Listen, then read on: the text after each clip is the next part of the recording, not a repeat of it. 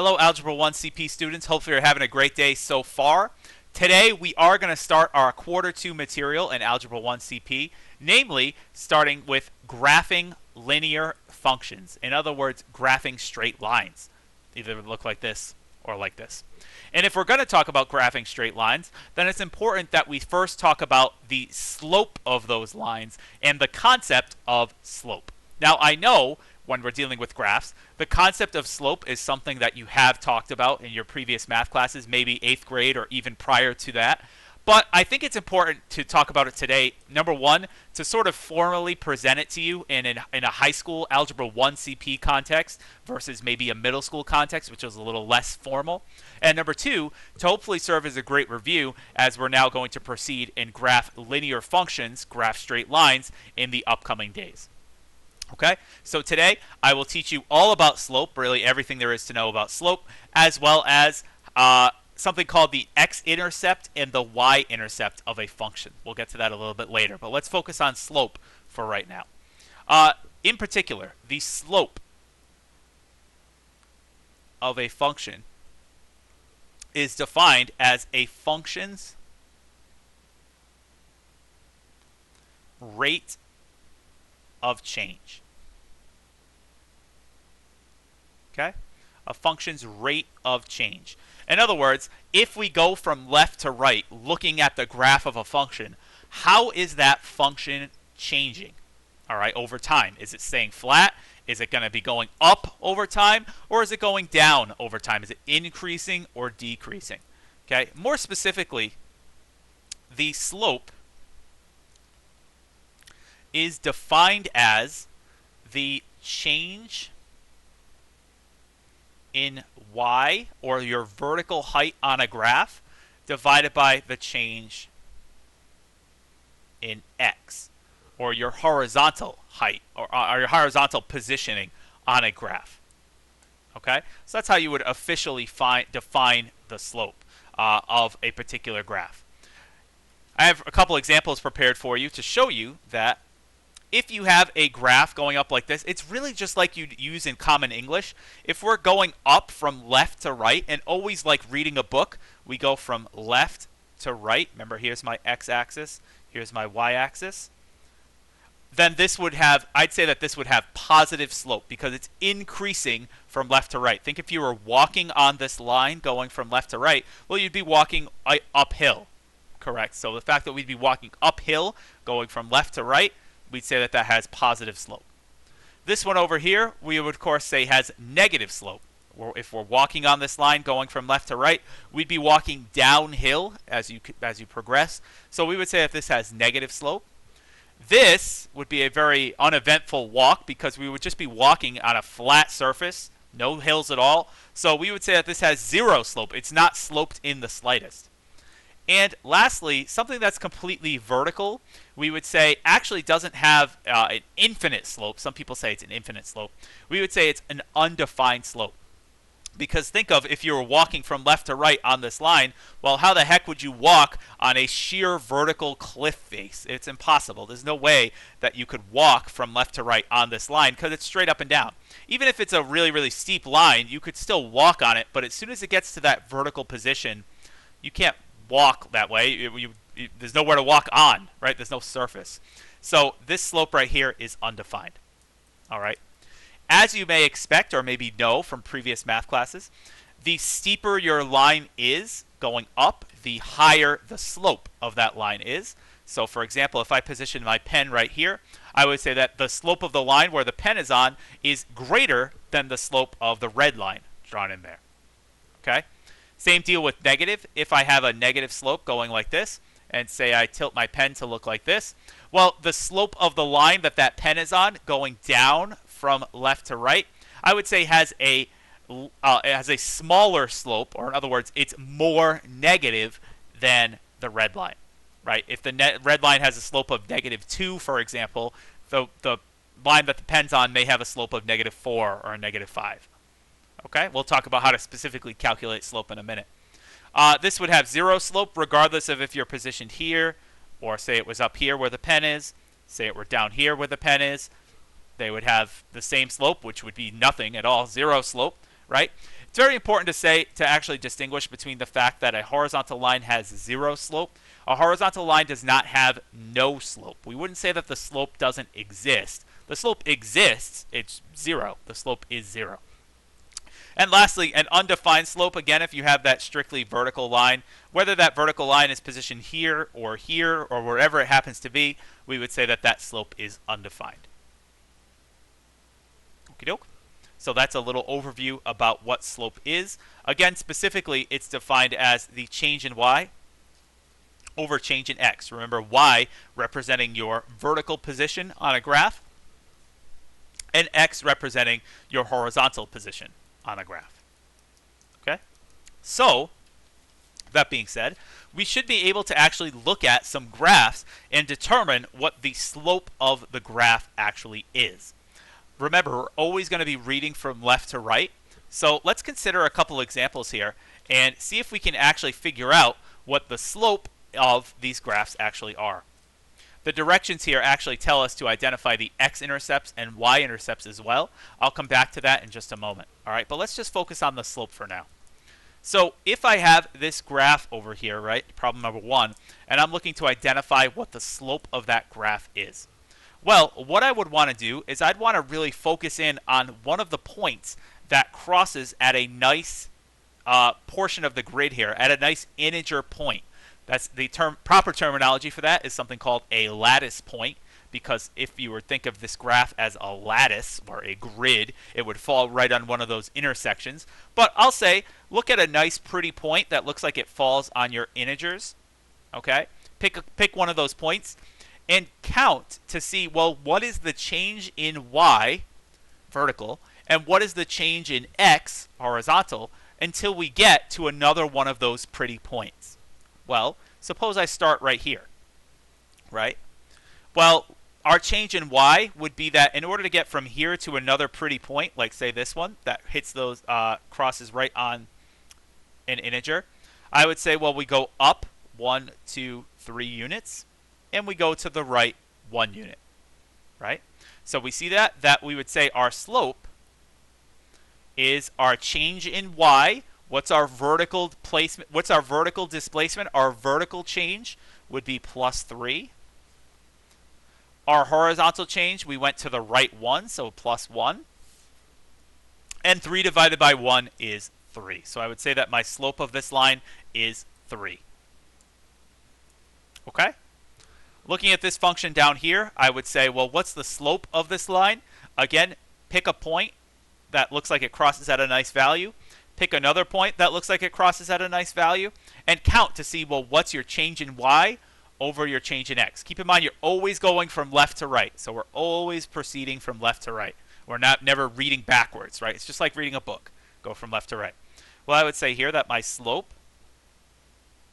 would be, let's see, to get from here to here, how far did I go? Well, I had to go down 1 unit, so I would say that my change in y is -1.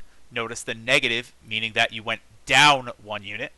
And my change in x would be now to go over to the right 2 units, right? So you say your slope is -1 divided by 2, or in other words, -1/2. Okay, would be the slope of that particular line. Hopefully that makes sense to everybody, yes? Okay, good. So, before we get into the x and y intercepts, a couple more points about slope to throw at you really fast. So, I did say that the slope of a function is its change in y divided by its change in x, correct? Specifically, though, when we're looking at a graph, it's really nice because we can just count and we can say, well, to get from one point to another point, how much did the y value change, how much did the x value change, and then just put them over each other like a fraction. However, what if we were dealing with specific points instead? What if I gave you something like this, which I'm about to give you in a moment, and I said calculate the slope of the line between these 2 points, so a line that connects the point 6, -3 and 1, -1. What if I said to calculate the slope of that line? Well, we'd still kind of go about it the same way of figuring out our change in y over change in x, but there is a little bit of a formula that you can rely on as well. All right? and I'll present that to you right now. I'm gonna kind of go through both approaches when I give you these examples here. I'll do using the formula and then also kind of logical as well. But anyway, given 2 points, x sub 1 comma y sub 1 and x sub 2 comma y sub 2. Those little numbers are like subscripts just to denote that there's a difference between this x and this x. I would say that the slope of the line connecting these points on a coordinate plane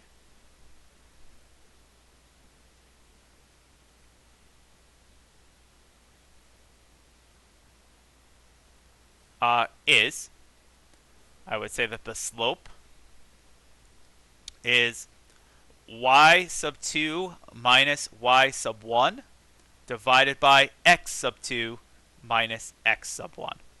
Okay. Notice that that really is your change in y over change in x. Right? Because we're going to say, well, how far did my x have to change? What's the difference in my y values? What's the difference in my x values? Okay? Something else that a lot of people say when we're dealing with slope instead of change in y over change in x, just to present this to you, a lot of people would say that it's change in y, they call it your rise, over the change in x, they call it your run. Okay? A lot of times you hear that slope is rise over run. How far up or down did you go? How far left or right did you go? Okay, so that's something to consider as well. I actually got this kind of nifty little trick taught to me when I was a student teacher, that we could write this as rise over run. And you might be like, well, Mr. Giorgio, don't tell me you're illiterate all of a sudden. You definitely spelled rise wrong, but we put y in for rise because it refers to going up and down. So you don't forget that rise means y. You even hear the y sound as you say it. Over run, we can't run straight up and down. We run along the ground. It goes horizontally. Okay? Last thing I guess I could show you is if you see this in a physics context eventually down the road, you may see this written as delta y over delta x. That just means change in y over change in x. We will definitely not use that notation in Algebra 1, but just to show it to you. So, in any event, if I go back over here, I have these couple examples here for you, and I said let's calculate the slope of the line between the points below. Right? I'll write our formula right here that I just said for you. We have y sub 2 minus y sub 1 over x sub 2 minus x sub 1. Like I said, we could really approach a problem like this just strictly using the formula, or we can approach a problem like this logically. So let's take a look. Strictly using the formula, we would say, well, this point I would say is x1 comma y1. This point is x2 comma y sub 2. Right? And I would say, well, my slope of the line connecting these points would be y sub 2, negative 1, minus y sub 1, so minus negative 3. Notice I'm being careful with my negative signs. Divided by x sub 2, well, x sub 2 is 1, minus x sub 1, so minus 6, like that. We would simplify this expression to say this is negative 1 plus 3 because a negative opposite of a negative will be a positive, right? Minus negative 3 is the same as plus 3. Divided by 1 minus 6 is negative 5. Negative 1 plus 3 is positive 2 divided by negative 5. Or I would say we can't simplify that fraction. I would just say that the slope is negative 2/5. Okay? That means in order to get from this point to this point, I go down 2 units and over 5 units. So that is the straightforward using a formula approach in order to find the slope between 2 points. But one thing that we could also do is we could also just think about it logically and say, well, to get from this point to this point on the x-axis, just considering our x coordinates, what's the change in x? Well, I would have had to subtract 5 units to get from this value to this value. Correct? It would go down 5 because 6 minus 5 would make negative 1. So I would say that, I could also say, my slope being change in y over change in x, I could say, well, we had to proceed negative 5 units to get from 6 to 1. I had to go down 5. Well, what about my y coordinates? To get from negative 3 to negative 1, well, I had to increase by 2, right? That's a change of plus 2. So I would say, well, my change in y is plus 2. And look at that. I end up with the same exact value, negative 2/5. Okay? So again, what I do with that sort of intuitive approach is I say, how far did my x values change? Well, they decreased by 5, minus 5. How about my y values to get from here to here? They increased by 2, plus 2. Remember, slope is y over x. Change in y over change in x. We get negative 2/5. Or if you feel uncomfortable with that idea, you could just straight out use the formula and just say it's y2 minus y sub 2 minus y sub 1 over x sub 2 minus x sub 1. It ends up at the same position. Alrighty? Let's do a couple more of these. Then we're going to talk about the x-intercept and the y-intercept, all right, of a particular function. So something like this. Again, straight out using the formula, trying to find the slope of the line between these 2 points. I would say it's y sub, remember, let's label, probably a good idea. Let's label, say that's x sub 1, that's y sub 1. This is x sub 2, that's y sub 2. Let's identify what my actual values are. The slope would be y sub 2 minus y sub 1. So 4 minus negative 4 over x sub 2 minus x sub 1, 9 minus 5, right? Just straight using the formula. We would get here 4 minus negative 4, so it's going to be 4 plus 4, which is 8, divided by 9 minus 5. 9 minus 5 is 4. We can reduce that fraction of 8 over 4, 8 divided by 4, to make 2. And so we would say that the slope of the line connecting those is 2. Likewise, instead of using the formula, I could use the intuitive approach to say, well, what's my change in y? Let's do that first. In the numerator, what would be my change in y? Well, to get from negative 4 to positive 4, I would have had to go increase by 8, so I would have had to do plus 8. To get from 5 to 9, well, that's an increase of 4, so I would have had to travel 4 units horizontally, and 8 divided by 4 would be 2. All right, one more, just to show you one more time. With the formula, I would say negative 3 is my x sub 1, 6 is my y sub 1, 1 is my x sub 2, 8 is my y sub 2. With the formula, we could say that, well, it's y sub 2 minus y sub 1, 8 minus 6, divided by x sub 2 minus x sub 1, 1 minus, negative 3. Right? This is going to come out to be 8 minus 6 is 2. 1 minus negative 3 is going to be 1 plus 3, which is 4. And 2 divided by 4 can be reduced to 1/2. So that would be your slope. Or, again, using sort of a more intuitive approach, we would say, let's focus on the y's first. How far vertically did I have to travel to get from 6 to 8? I had to go up 2 units. How far horizontally did I have to go to get from negative 3 to 1? I had to go to the right 4 units, or increase by 4 units. And we get 2 divided by 4 reduces to 1/2. Okay, so however you feel comfortable doing it. I know some people love just give me the formula, let me plug in what I got. That's totally fine. Okay? So that's how you find the slope of a graph, by counting. And you also find the slope of a line between 2 points by using the formula, or just thinking about how far vertically did you have to travel to get from your first point to your second point, from your first y coordinate to your second y coordinate. How far horizontally did you have to travel to get from your first x coordinate to your second x coordinate. Okay? Lastly, the last thing I want to talk about is being able to, and we're going to talk about this a lot more tomorrow, being able to identify x and y intercepts from a graph. Okay? Just to give you a couple quick definitions. The x-intercept of a graph or a function is particularly the point at which a function crosses the x-axis, and likewise the y-intercept, maybe a word that you've heard before, maybe you've heard of both before, is the point, very similar definition, at which a function crosses the y-axis. Okay? So the x-intercept is the point at which a function crosses the x-axis. The y-intercept is the point at which a function crosses the y-axis. Okay?